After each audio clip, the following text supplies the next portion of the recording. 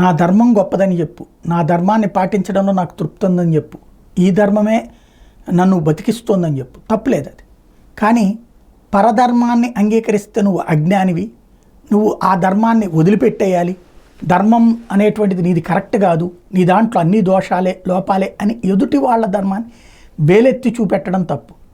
ప్రస్తుతం బ్రిటన్లో జరుగుతున్నటువంటిది పరమత దూషణ, పరమత ద్వేషం. అక్కడ క్రైస్తవులని ద్వేషించే విధంగా ముస్లింలను రెచ్చగొట్టే ప్రయత్నం జరుగుతుంది. ఇతర దేశాల నుండి శరణార్థులుగా వచ్చినటువంటి వాళ్ళు దీనికి పాల్పడుతూ ఉన్నటువంటి పరిస్థితి.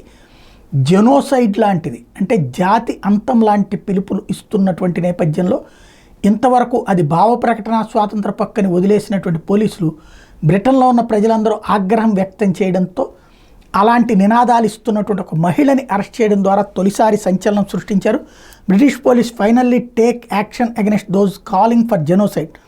Police in Guildford arrested a woman wearing a hijab after she chanted from the river to the sea, leading to a member of the public reporting her after they felt threatened by her words. ఇది నది దగ్గర నుంచి సముద్రం దాకా పారిస్తాం మిమ్మల్ని, మీ రక్తం అంటూ ఒక అమ్మాయి బెదిరించిన తర్వాతన ఆమెని అరెస్ట్ చేయడంతో ఈ వ్యవహారాలకు సంబంధించి తొలిసారి బ్రిటన్ పోలీసులు స్పందించినట్టయింది.